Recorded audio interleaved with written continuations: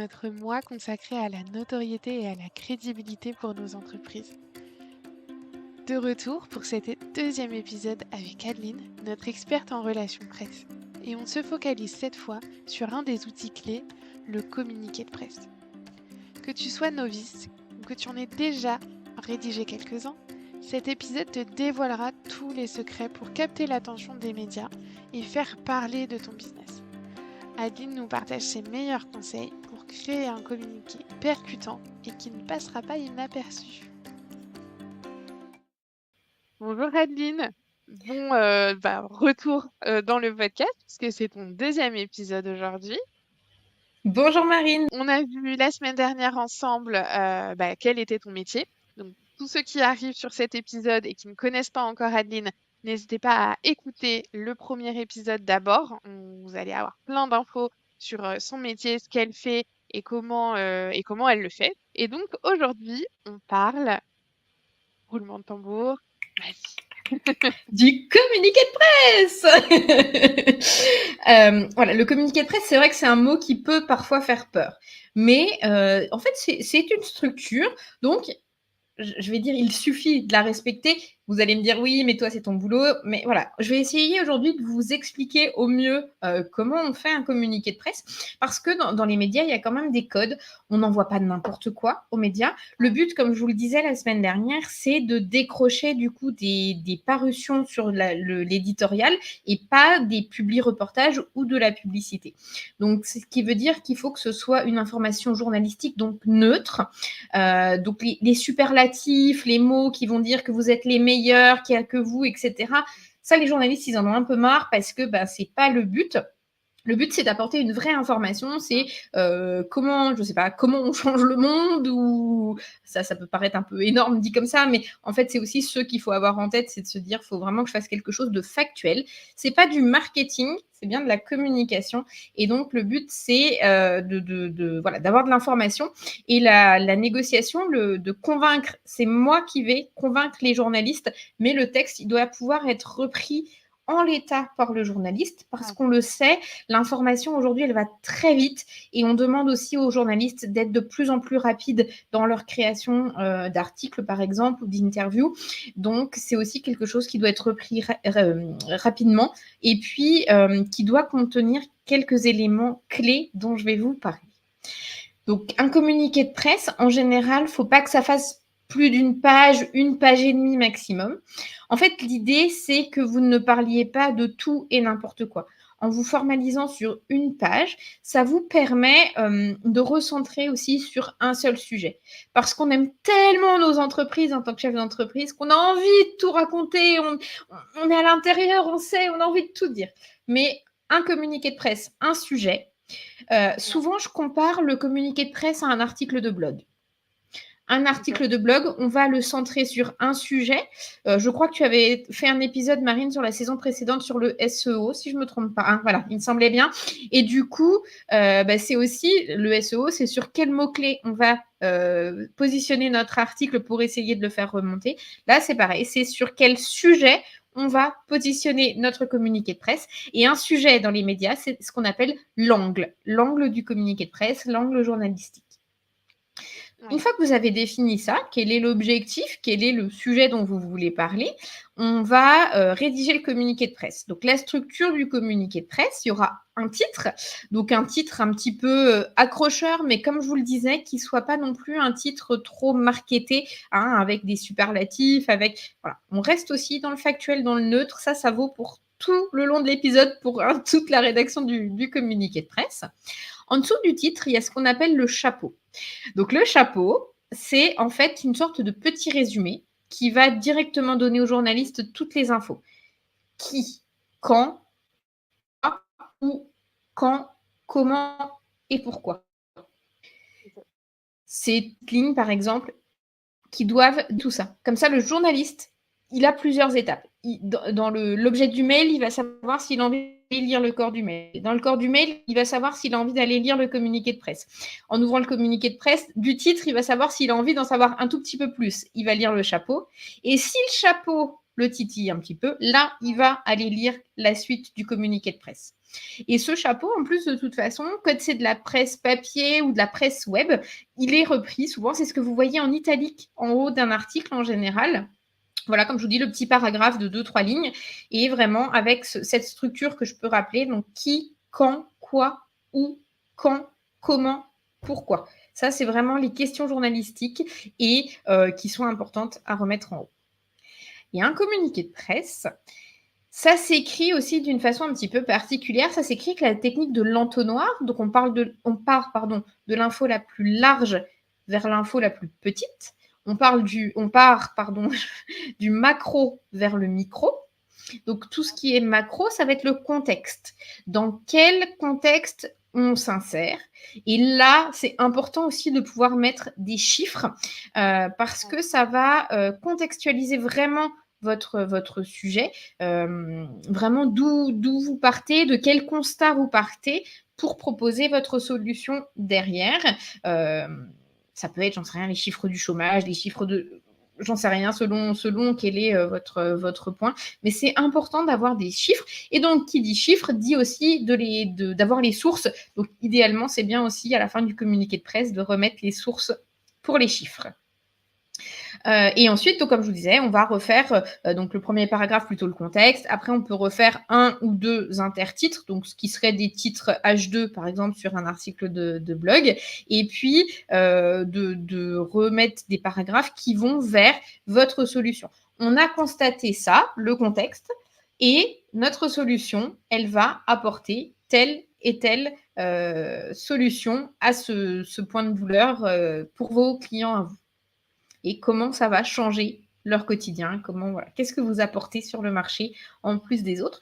Donc, ce qui veut dire aussi que c'est important quand on fait un communiqué de presse d'avoir déjà travaillé au niveau de son marketing, de son positionnement.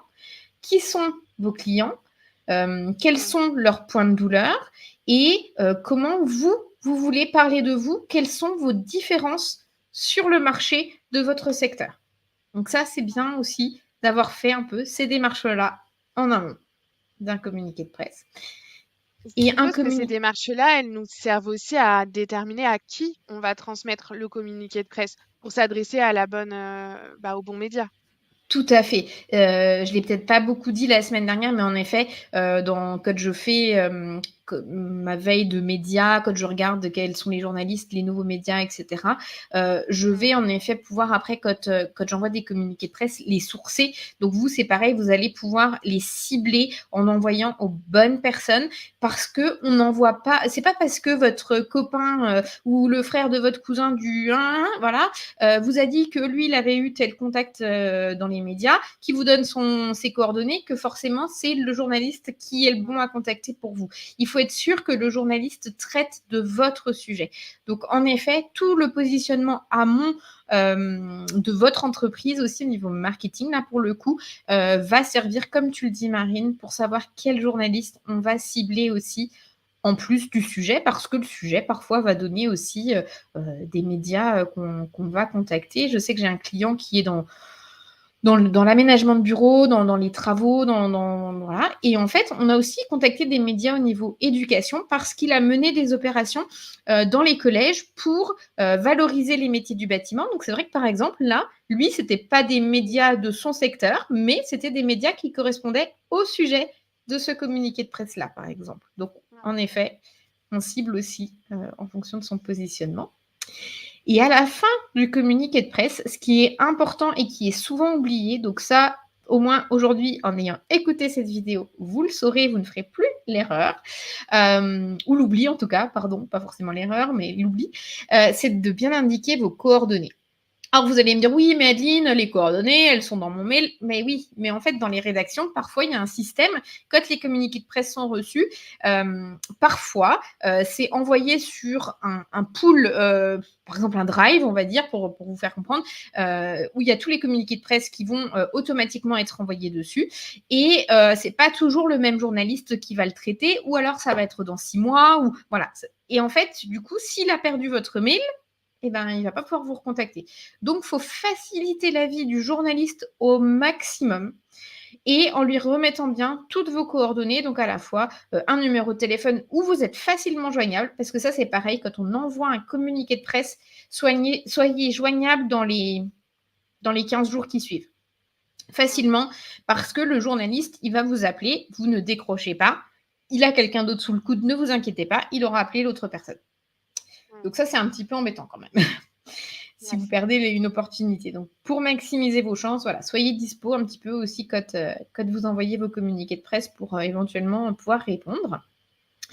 Et ce qui est important aussi, c'est d'avoir quelques lignes sur l'entreprise, donc votre fameux positionnement historique, mais vraiment quelque chose de très rapide, très succinct, quelque chose qui fait par exemple 4-5 lignes et qu'on remet aussi à la fin parce que comme ça, le journal peut s'en servir éventuellement, ou si c'est un podcast, le podcasteur peut le mettre dans la description. Voilà, ça c'est important d'avoir cette démarche-là. Ok. Et un communiqué de presse, on n'est pas obligé de le designer aux couleurs de notre entreprise.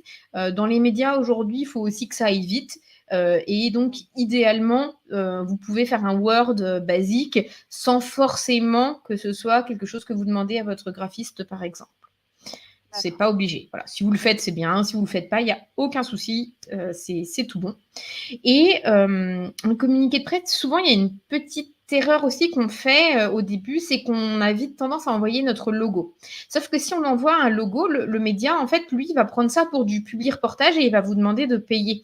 Parce que, ben oui, si on met le logo, c'est faire de la pub. Alors que si on veut faire une info, il faut plutôt une photo du dirigeant, une photo de la personne qui prend la parole dans le communiqué de presse, une photo du produit, mais ça c'est pareil, il ne faut pas que ça fasse trop catalogue produit non plus, et donc c'est bien que le produit soit en situation, ou voilà. Donc ça c'est aussi important d'avoir une bibliothèque de photos peut-être à proposer, et qui plus est, si vous avez des photos professionnelles, eh ben c'est génial, parce que au niveau qualité, un média papier va avoir besoin d'une qualité de photo, et je vais dire minimum 150 dpi, mais 300 dpi même, c'est pas mal. Donc des photos faites par un professionnel, c'est encore mieux.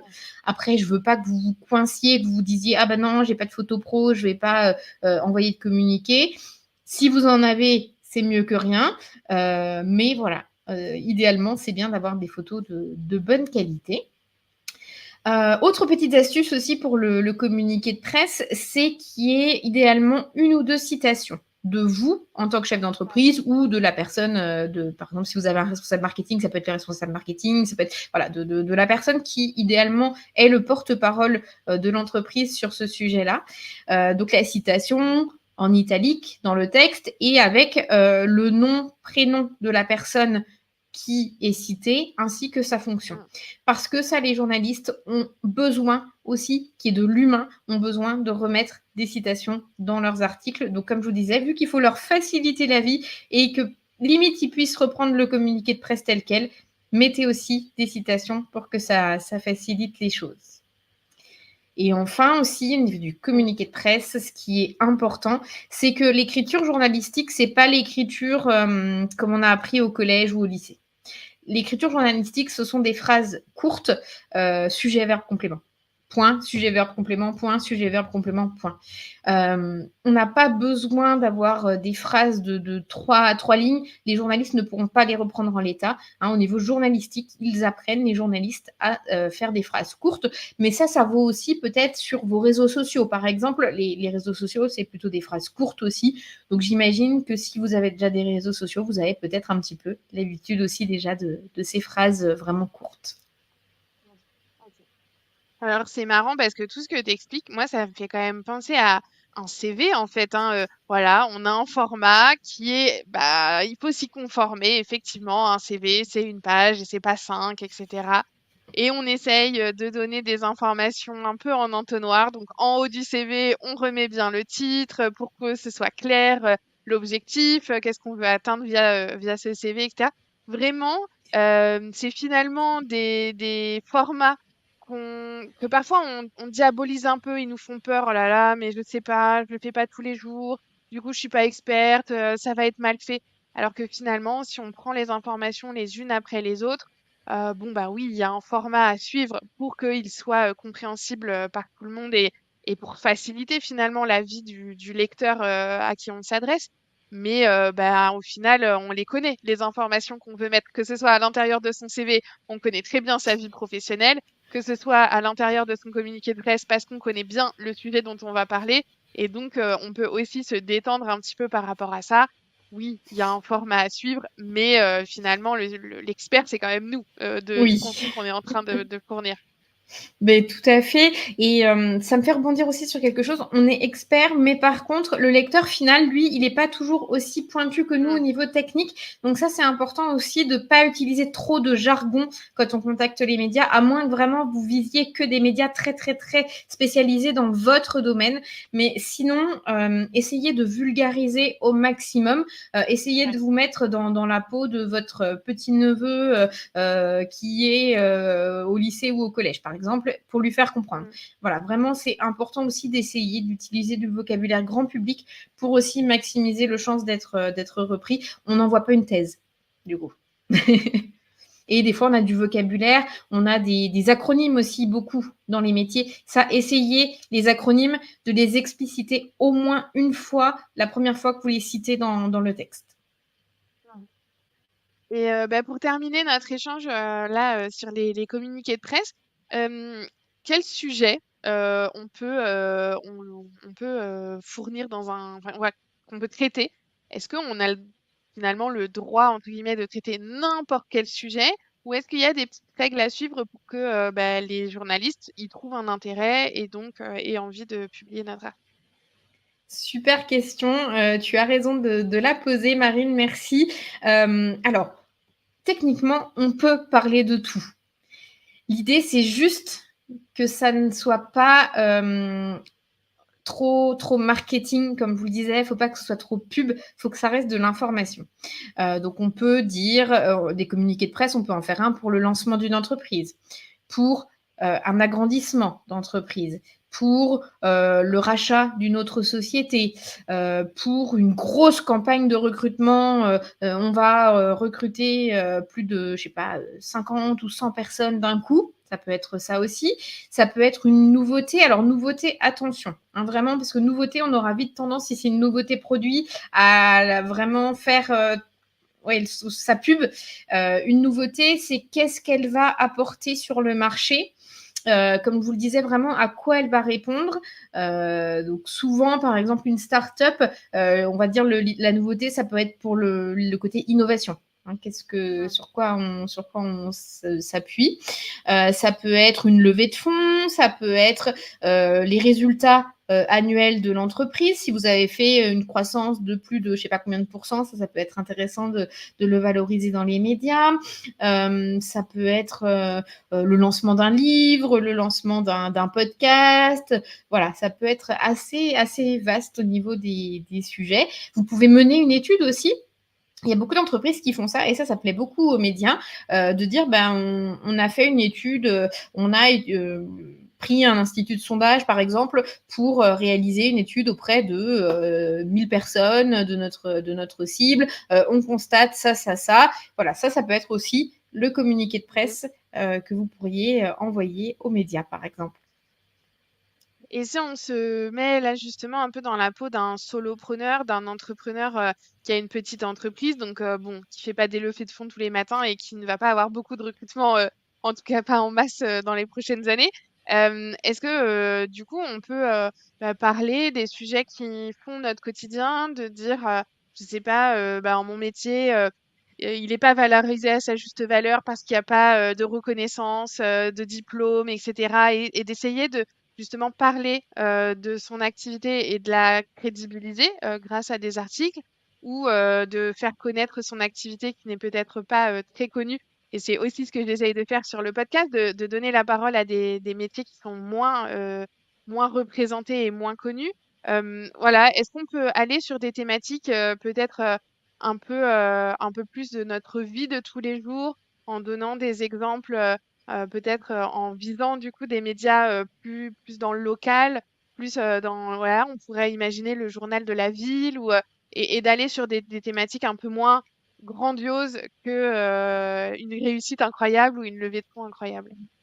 Tu as entièrement raison aussi, Marine, sur ce point. On distingue en effet la presse locale et la presse nationale ou spécialisée. Et en effet, les médias locaux seront plus friands du quotidien des entreprises. Et pour un solopreneur, ça va être d'appuyer sur peut-être mon métier ne se fait pas d'habitude en indépendant. D'habitude, c'est plutôt des métiers qui sont à l'intérieur des entreprises. Moi, j'ai décidé de le faire pour telle et telle raison.